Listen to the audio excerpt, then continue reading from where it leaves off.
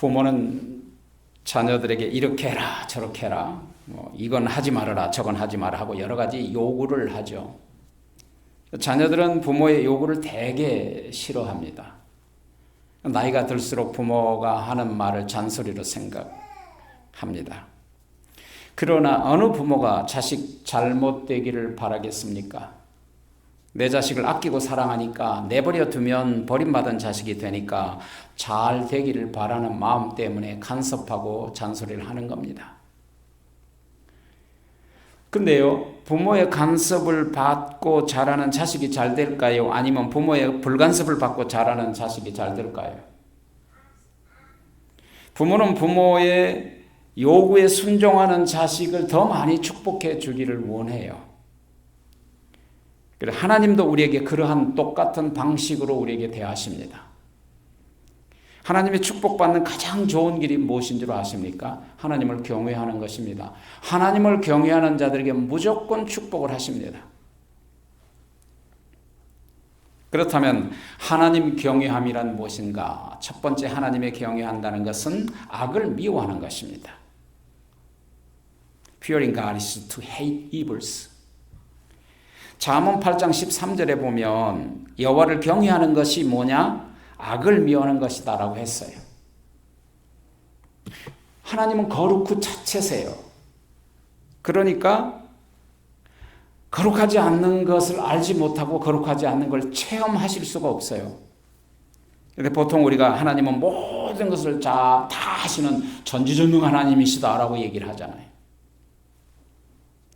그런데 하나님께서 알지 못한 것, 하나님이 하실 수 없는 것들이 있다는 걸 아십니까? 그 첫 번째가 뭐냐면 하나님은 죄를 알지도 못하신다라고 고린도후서 5장 21절에서 말씀하세요. 두 번째로는 하나님은 거짓말을 하실 수 없다라고 히브리서 6장 18절에서 말씀하세요. 하나님은 죄를 알지도 못하고 죄를 경험하지도 못하고 죄를 지을 수 없습니다. 왜냐하면 하나님은 거룩 그 자체이시기 때문에요. 그러므로 거룩하신 하나님을 우리는 높여드리고 경외해야 합니다. 그럼 어떤 모습으로 우리가 경외할 수 있어야 하느냐? 그게 시편 33편 8절입니다. 온 땅은 여호와를 두려워하며 세계의 모든 거민은 그를 경외할지어다. Let all the earth fear the Lord. 이 말씀은 거룩하신 하나님을 두렵고 떨리는 마음으로 바라보라는 거예요. 하나님을 경외하는 것은 순종과 관계가 있어요. 아브라함을 생각해 보세요. 아브라함은 하나님을 믿을 뿐만 아니라 하나님의 말씀에 순종함으로 온전한 믿음 있는 사람이라고 하나님을 경외하는 사람이라는 확증을 받았어요. 그게 창세기 22장 12절이잖아요. 모리아 산에서 그 사랑하는 독자 이삭 100세가 됐을 때 얻었던 그 아들을 번제로 드리라고 할 때 두 말 없이 순종해서 하나님께 드릴 때 하나님이 너야말로 나를 사랑하는구나. 네가 정말 나를 경외하는구나 라고 확정해 주셨어요. But now I know that you fear God. 자, 하나님을 경외하는 삶이라는 것은 하나님의 말씀을 기쁨으로 자원하여 즉시 순종하는 거예요. 하나님께 순종할 수 있는 가장 중요한 두 가지 동기가 필요해요. 첫째는 하나는 하나님을 진정으로 하나님이 어떤 분인가를 알아야 되겠죠. 하나님을 알지 못하고 어떻게 하나님을 경외하겠어요. 둘째로는 하나님을 사랑하는 마음이 있어야 돼요. 그래야 하나님의 사랑으로 순종하는 거죠. 이 둘은 항상 같이 가게 돼 있어요. 여러분 하나님을 잘 알고 있습니까? 하나님을 잘 알고자 한다면 부지런히 시간을 내서 찾아야 돼요. 하나님은 자기를 찾는 자들에게 뭘 주신다고요? 히브리서 11장 6절에 하나님은 자기를 찾는 자들에게 상 주신 이심을 믿어야 할지니라. 하나님을 찾는다는 거 쉽잖아요. 우리가 맨날 하고 있는 거예요. 기도하는 것, 예배드리는 것, 말씀과 함께 사는 것, 말씀 훈련 받는 것. 이게 하나님을 찾는 길이거든요. 그렇게 하면 하나님은 복을 주신다는 거예요. 그러니까 그렇게 해서 하나님을 알면 하나님을 경외할 수밖에 없어요. 어떻게 경외하라고 했어요? 오늘 본문에 하나님을 경외하는 신명기 10장 12절이잖아요. 신명기 10장 12절. 우리 다 같이 함께 읽어볼까요? 시작. 이스라엘아, 네 하나님 여호와께서 네게 요구하는 것이 도대체 뭐냐? 곧 네 하나님 여호와를 경외하며 그 모든 도를 행하고 그를 사랑하며 마음을 다하고 성품을 다하여 네 하나님 여호와를 섬기고. 여기서 보면 하나님을 경외하는 방법이 나와 있어요. 하나님께서 우리에게 요구하신 하나님의 경외하는 것은, 하나님을 경외하는 것을 하나님이 우리에게 요구하시는데, 그럼 어떻게 우리가 하나님을 경외하느냐? 여기 나와 있잖아요. 네 모든 하나님의 말씀을 행하고 하나님을 사랑하고 마음을 다해서 그 뜻을 다해서 여호와 하나님을 섬겨라. 이것이 하나님을 경외하는 방법이다. 이것을 지난 시간에 우리는 하나님을 경외를 do in your best, 최선을 다하라는 말씀으로 우리가 함께 나눴죠. 뭘 최선을 다하라고? 하나님을 사랑하는 데 최선을 다하시고, 하나님을 섬기는 데 최선을 다하시고, 하나님의 말씀에 순종하는 데 최선을 다하는 것, 그것이 하나님을 경외하는 거란 말이에요. 유대인들은 이런 하나님이 살아계심을 믿었어요. 그리고 체험했어요. 그래서 구약 성경 전체를 보면 하나님 경외함을 인생의 목적으로 삼았어요. 여러분, 하나님을 경외하는데 인생의 목적으로 삼아본 적이 있나요? 히틀러가 그 광적인 게르만 민족의 우월성을 앞세워서 유태 민족들을 전멸하려고 600만 명을 학살했어요. 무서운 일이죠. 근데요, 유태인들이 독개스실에 들어갈 때 그냥 뭐라고 중얼중얼 하고 들어갔는데 뭐라고 중얼거리며 들어간 줄 아세요? 그 중얼 하는 소리가 개구리 소리 같이 개굴 하는 것처럼 중얼거리고 다 똑같이 중얼거리고 들어갔는데 그 소리를 가만 들어보니까 이스라엘아 들으라 쉐마, 우리 하나님 여호와는 오직 하나인 유일하신 여호와 하나님이라. 우리 하나님은 유일하신 여호와 하나님이라. 유일하신 하나님이라. 눈을 감고 그러고 들어갔어요. 유태인들의 모든 생활은 유일하신 하나님 경외하는 신앙으로 살았단 말이에요. 하나님께서 만물을 창조하시고 인간의 생사화복을 주관하시고 만물을 통치하신다는 사실을 그들은 조금도 의심하지 않았어요. 그 하나님께서 자기들을 선민으로 선택해 주시고 예정해 주셨다는 사실을 확신했습니다. 그래서 유태인들은 실패를 두려워하지 않았고요. 절망적인 상황에서도 절망하지 않았고, 어떤 환난과 핍박 중에서도 죽음을 두려워하지 않고, 환난 중에서도 절대 굴복하지 않았어요. 그 대표적인 예가 누구예요?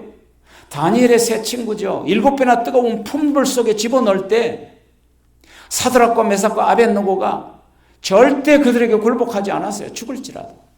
다니엘 자신도 사자가 오르렁대는 배고픈 사자에게 집어던져 사자의 먹이로 던졌어도 절대 느부갓네살 왕이 굴복하지 않은 거예요. 오직 하나님만 믿은 거예요. 여호와 하나님은 유일하신 참 하나님이시라.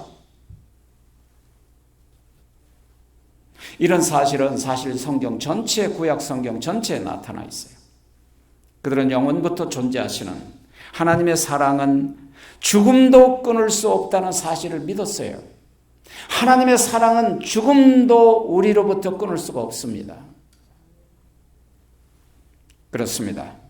유일하신 하나님께서는 당신을 믿고 의지하는 사람을 절대 실망시키지 않으십니다. 내가 너희를 버리지도 아니하시고 내가 너희를 떠나지도 아니하리라. 우리가 첫째, 하나님 경외란 악을 미워하는 것이다. 두 번째, 하나님 경외의 목적이 뭐냐? 그럼 왜 우리에게 하나님을 경외하라고 하느냐? 그것은 우리의 행복을 위한 것이다. The purpose of fear of God is for our happiness. 그런데 유일하신 하나님은 우리에게 하나님을 사랑해라, 하나님을 경외하라고 하신 그 하나님의 의도와 목적이 있다는 거예요. 오직 유일하신 하나님께서 마음을 다하고 뜻을 다하고 목숨을 다해 하나님을 사랑하는 목적이 무엇인가? 오직 하나님만을 의지하라고 하신 이유가 뭔가? 오늘 본문이잖아요. 신명기 10장 13절 우리 다 같이 시작. 내가 오늘날 너의 행복을 위하여 네게 명하는 여호와의 명령과 규례를 지킬 것이 아니냐. 무슨 말이죠? 하나님을 경외하라고 하나님을 사랑하라고 하신 말씀의 목적은 우리의 행복을 위한 것이란 말이에요. 다시 말하면 하나님을 경외하고 하나님을 사랑하고 하나님을 의지하고 하나님의 말씀에 순종하는 길이 곧 행복의 길이라 그 말이에요. 이런 사실은 에덴 동산에서부터 시작됐어요. 만물을 창조하시고 하나님의 형상과 모양대로 사람을 만들고 에덴 동산을 다스리게 했어요. 그리고 모든 만물을 맡겼어요. 사람을 만드시고 가장 먼저 뭘 주셨어요? 복을 주시니라. 그러니까 복의 근원이시기 때문에 자기 형상과 모양대로 우리를 만들고 먼저 복부터 주신 거예요. 하나님의 복의 근원이시니까. 그런데 아담과 하와는 하나님 말씀에 순종하지 않고 도리어 사탄에게 순종하고 말았죠. 그래서 인간에게 진정한 행복이 그날부터 사라진 거예요, 여러분. 하나님의 모든 말씀을 언제나 우리의 행복을 위한 것이라는 것을 꼭 잊지 마세요. 하나님은 복의 근원이세요. 그러므로 어떠한 경우에도 우리에게 축복하시기를 원하세요. 우리가 잘 되기를 원하세요. 내가 너희를 향한 나의 마음은 재앙이 아니라 너의 행복이라 그랬어요. 평강이라 그랬단 말이에요. 하나님은 생명의 근원이기 때문에 그러므로 어떠한 경우에도 우리에게 생명 주시기를 원하세요. 아니 그걸 주시려고 자기 목숨 바치신 거죠. 하나님은 거룩이시기 때문에 그래서 항상 우리가 거룩하기를 원하세요. 하나님이 거룩하니 너희도 거룩하라. 하나님은 전능하십니다. 그러므로 우리를 항상 능하신 날개 아래 늘 품어주시고 우리에게 능력 주시기를 원하세요. 하나님은 전지하세요. 모든 걸 아세요. 그러므로 우리에게 지혜 주시기를 원하세요. 이것이 하나님의 마음이세요. 그렇다면 어떤 사람들에게 이런 엄청난 축복과 능력과 거룩과 생명과 축복을 주시려고 할까? 오직 하나님을 경외하는 자들에게 주신단 말이에요. 근데 어떤 방법을 통해서 우리에게 주실까? 말씀을 통해서 주신단 말이에요. 하나님의 말씀이 하나님의 기록된 말씀이기 때문에 직접 모든 사람에게 일일이 나타나서 말씀 안 하시고 하나님의 말씀을 성경에 다 기록해서 이 말씀을 통해서 우리에게 말씀해 주신단 말이에요.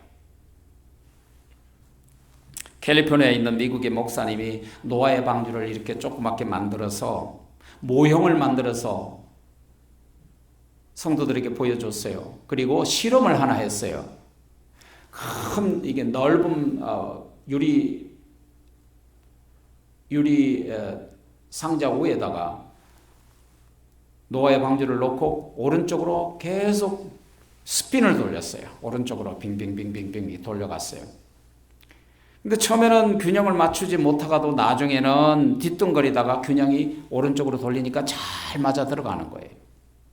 근데 이번에는 왼쪽으로 한번 돌려보자 그러고 왼쪽으로 그걸 돌렸더니 그걸 좀 처음에는 잘 돌아가더니 나한테는 뒤뚱뒤뚱 하면서 노아의 방주가 넘어지려고 하는 거예요. 근데 그걸 여러 번 실험을 했는데도 똑같은 현상이 나타나는 거예요. 참 이상하다. 이 실험을 통해서 하나님의 오묘한 섭리를 깨달았다고 기록되어 있더라고요. 여러분 우리가 잘 아는 바와 같이 순천자는 흥하고 역천자는 망한다 그러잖아요. 하나님에게 순종하면 흥하고 하나님에게 역으로 반대하면 망한다 그랬잖아요. 하나님이 원하시는 옳은 길, 바른 길을 따라서 하나님의 말씀과 율례와 계명을 지켜서 하나님의 말씀을 따라서 우리가 살아가면 처음에는 힘들지만 나중은 행복해질 수 있다는 거예요. 그런데 하나님이 원하지 않는 방향으로 이탈을 해서 역으로 인생길을 살아가려고 하면 그것이 잘 되는 것 같고 돈도 잘 버는 것 같지만 결국은 망하는 길이라 그 말이에요. 바로 예수님이 하신 말씀이잖아요. 좁은 길, 넓은 길, 좁은 문, 넓은 문. 사람들이 넓은 문으로 통하여 넓은 길로 가지만 그 끝은 뭐다? 멸망이다. 그러나 생명의 길은 좁은 길이다. 힘이 들지만 그 결국은 뭐다? 생명의 길이다.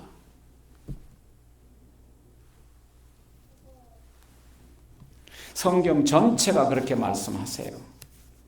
하나님께서는 결코 우리의 자유를 속박하시거나 벌을 주시려고 요구하는 것이 아닙니다.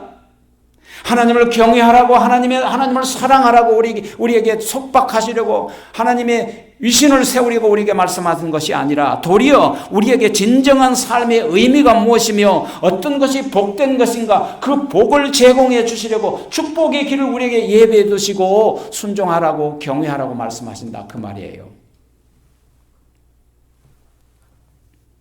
신명기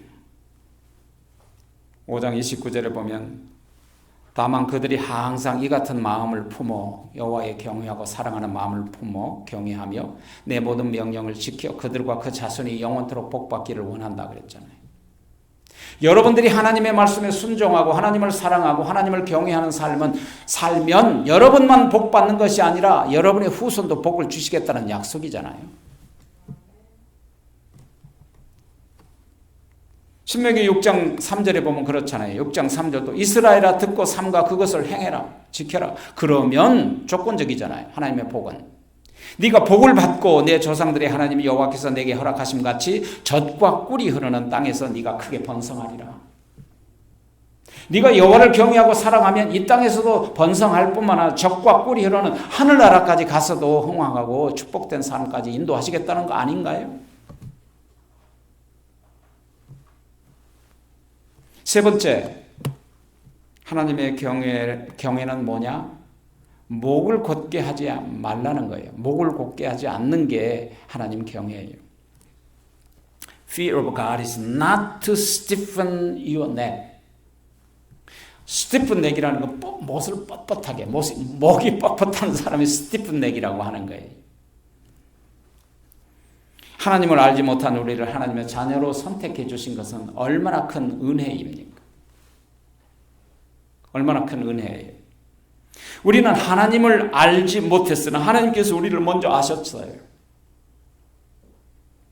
우리가 먼저 하나님을 선택한 것이 아니라 하나님은 우리를 먼저 선택해 주셨어요. 선택받은 거예요. 우리가 하나님하고 부른 것이 아니라 하나님이 먼저 우리의 이름을 부르셨어요. 구원해 주신 거예요. 하나님을 우리가 먼저 사랑할 줄 모르고 사랑하지 못했을지라도 하나님이 우리를 먼저 사랑해 주신 거예요. 그래서 사랑받은 자들이에요. 우리는 전적으로 타락한 사람들이에요. 그래서 우리가 하는 모든 생각은 악했고 우리의 마음은 항상 부패했고 우리의 행동은 죄악뿐이었어요. 여러분 그렇게 살지 않았나요? 우리의 영혼은 죄와 허물로 죽었어요. 우리는 스스로 구원할 능력이 전혀 없었어요. 하나님께서 구원해 주셨으므로 우리가 구원을 받는 거예요. 우리는 스스로 우리 죄를 용서받을 길이 없었어요. 그러나 예수님이 우리를 용서하셨으므로 용서를 받은 거예요. 우리는 하나님을 믿을 수조차 없었어요. 믿을 길이 없었어요. 그럼에도 불구하고 우리가 믿을 수 있도록 해 주시니까 우리가 믿게 됐다 그 말이에요. 우리가 죄를 이길 수 없었어요. 그러나 우리가 죄악을 이길 수 있는 것은 예수 그리스도의 십자가의 보혈의 능력과 그리고 성령을 우리에게 주셔서 죄를 이기도록 늘 우리를 성화시켜 나가는 거죠. 그렇기 때문에 하나님을 경외하지 않을 수 없다 그 말이죠. 그러니까 우리가 할 수 있는 건 아무것도 없어요. 어떤 선행으로도 어떤 조건으로도 구원을 받을 수가 없어요. 그런데 우리가 할 일이 뭐예요? 그런 하나님을 높여드리고 경외하는 거예요. 하나님께서 모든 것을 하셨어요. 그리고 하나님께서 모든 것을 우리에게 베풀어 주셨어요. 여러분이 뒷 텃밭에다가 채소를 가꾼다 해도 그 씨앗도 하나님이 주셨고 그 흙도 하나님이 주셨고 물도 하나님이 주신 거예요. 우리는 그저 가꾸는 거예요. 하나님이 주신 구원과 은혜와 그 사랑도 우리가 그저 받은 것이지만 그 가꾸어서 나가는 것처럼 하나님을 경외해 드리는 거예요. 그것이 신앙의 가꿈이에요. 가꿈. 이것이 진정한 우리의 신앙의 고백이 되어야 합니다. 신명기 10장 15절에 보면 여호와께서 네 조상을 기뻐하시고 그들을 사랑하사 그들의 후손이 너희를 만민 중에서 택하였음을 오늘날과 같다. 이게 무슨 말이냐? 여기서 기뻐하시고라는 말은 딱 달라붙었다는 뜻이에요. 원래 원어가 기뻐하신다는 건. 여러분 부부가 딱 달라붙어서 함께 있어야 기쁨이 있든가 말든가 하죠. 사람들도 성도들도 함께 늘 모여서 달라붙어 있어야 여기에서 하나님의 역사가 일어나는 거죠. 이게 기쁨이라는 뜻이에요. 그래서 하나님은 이스라엘 조상들에게 딱 달라붙어서 함께 하셨다는 거예요. 잘못된 길로 가면 고난을 허락하셔서 깨우쳐 주시고 죄를 지면 매를 때리셔서 깨닫게 하시고 적군이 쳐들어올 때마다 막아주시고 이기게 하셨어요. 시시때때로 간섭하셨어요. 곁에 딱 달라붙어서 도와주셨단 말이에요. 왜? 그들을 사랑하셨기 때문에. 여러분, 만일 내가 무슨 일을 해도 아무도 관심도 없고 간섭하지 않으면 저는 어떻게 되겠어요? 여러분 어떻게 될까요? 시험, 근심, 걱정, 타락, 고통의 골짜기로 다 돌아가고 말 거예요. 흩어질 거예요. 내 갈 것으로 아무데나. 버림받은 사람은 누구냐 하면 아무도 관심이 없고 간섭하지 않는 사람이에요. 내가 잘못했을 때 고난이 찾아오면 하나님께서 아직도 내게 관심이 있다는 증거예요. 믿으십니까? 아직 기회가 있단 말이에요. 그렇습니다. 하나님께서는 우리를 인정하시고 그분의 은혜에 감사하기를 원하세요. 본문에서 너희를 만민 중에서 선택했다라고 하잖아요. 이처럼 이스라엘이 하나님의 선택함을 받은 거예요. 결코 어떤 그들의 공로나 의로움에 의한 것이 아니라 오직 하나님 자신의 기쁘신 뜻과 무조건적인 사랑과 사랑에 의한 것입니다. 바로 이것이 칼빈의 무조건적인 선택이며 불가항력적인 은혜라는 것입니다. 거부할 수 없는 은혜를 받은 거예요, 우리가. 그러므로 우리는 자신의 의로움을 내세울 수가 없고 다만 하나님의 은혜에 감사하며 그분의 말씀에 순종할 따름입니다. 이 점은 오늘날 우리의 예정하심과 예수님의 대속하신 사역을 위해서 구속받은 하나님의 성도들이 살아가야 할 삶의 태도가 되어야 합니다. 그러므로 오늘날 우리는 준엄한 경고가 오늘 말씀에 있음을 알아야 합니다. 오늘 본문 10장 16절에 보면 그러므로 너희는 마음에 할례를 행하고 다시는 목을 곧게 하지 마라 그랬어요. No more stiffen neck. 마음의 할례, 이것은 뭐냐면 이스라엘 백성들이 유대인들이 8살이 되면 표피를 끊어내서 하나님 백성됨에 표시를 하는 거예요. 근데 그 표시는 육체한다고 해서 그것이 표시가 된 것이 아니라 내 마음으로부터 할례를 해서 나는 하나님의 사람으로 구별되었고 하나님이 나를 구원하셨고 그래서 나는 하나님의 백성됨에 인침을 받을 때 내 마음으로부터 그것을 마음의 할례를 받으라는 거예요. 거룩하고 거룩한 자세를 취해라. 그래서 할례는 오늘날 세례식과 같은 거예요. 세례는 그리스도와 연합하는 의식이에요. 할례는 오늘날 우리의 세례와 같다니까요. 세례는 그리스도와 연합하는 거예요. 그리스도와 연합하는 게 세례라고요. 그리스도와 연합했다는 건 뭘 의미합니까? 그리스도와 연합했다는 것은 예수님과 함께 죽었다는 거 아닙니까? 예수님과 함께 죽었으면 예수님과 함께 부활하는 거 아닙니까? 예수님과 함께 부활했으면 예수님과 함께 사는 거죠.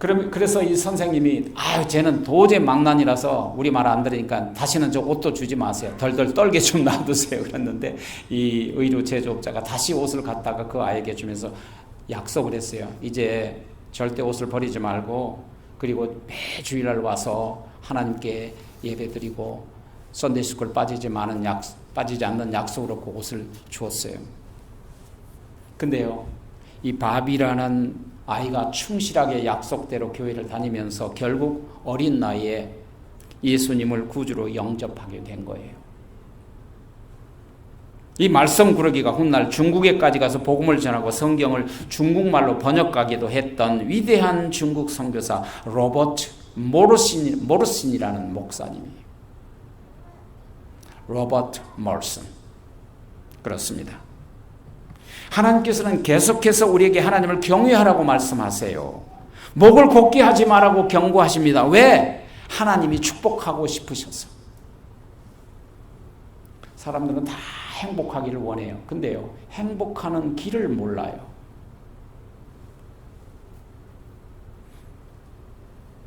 하나님은 인간에게 행복하게 살기를 원하시는 특권을 줬어요. 그래서 우리가 행복하기를 원하고 잘 살기를 원하세요. 근데 세상 사람들은 행복은 돈에 있는지 돈을 찾고요. 명예와 권력에 있는지 명예와 권력을 찾고 다니는 거예요. 이 세상 사람들이 원하는 행복의 조건은 다 얻었다고 해도 행복은 결코 얻지 못해요. 그들은. 왜? 사람들의 행복을 찾았다고 하고 찾아서 이제 행복을 잡았다고 하는 순간에 행복은 날아가 버려요. 무지개처럼. 손에 잡은 모래알처럼 다 빠져나가 버려요. 모래를 한 점 잡으면 손가락 사이로 다 새 나가서 아무것도 남는 것이 없잖아요. 이 세상 행복은 바로 그런 행복이에요. 행복한 것처럼 보일지라도 행복은 남아있지 않단 말이에요.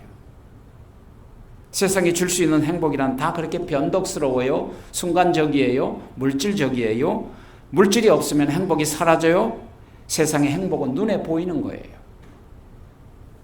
그래서 행복이 보이지 않으면 불행해지는 거예요. 지혜와 권세와 부귀영화를 모두 누려보았던 솔로몬 왕은 인생의 황혼기에 이렇게 여러 번 고백을 했어요. 헛되고 헛되며 헛되고 헛되니 모든 것이 헛되도다. 헤벨 하골 헤벨. 베네디 오브 베네디스 all is 베네디. 전도서 1장 14절에 보면 뭐라고 말씀하세요?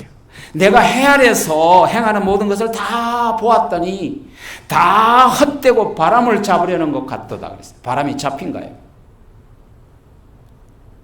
인생을 살아보니까 하나님 없는 인생은 바람 잡는 것 같고 모래알 움켜쥔 것 같다는 거죠. 여러분, 솔로몬 왕이 왜 이 모든 것이 그처럼 처절하게 허무하다고 여러분 고백한 줄 아십니까?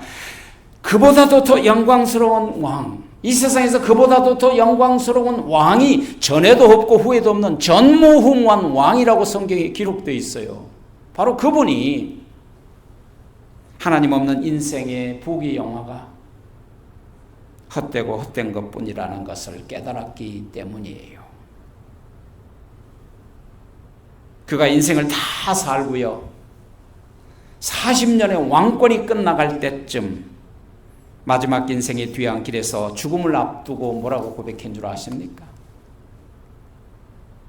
이 일의 결국을 내가 다 들렸으니 하나님을 경외하고 그의 명령을 지킬지어다. 그것이 모든 사람의 본분이로다. 그렇습니다. 세상에 줄 수 있는 복이라는 건, 행복이라는 건 다 헛된 것뿐이다.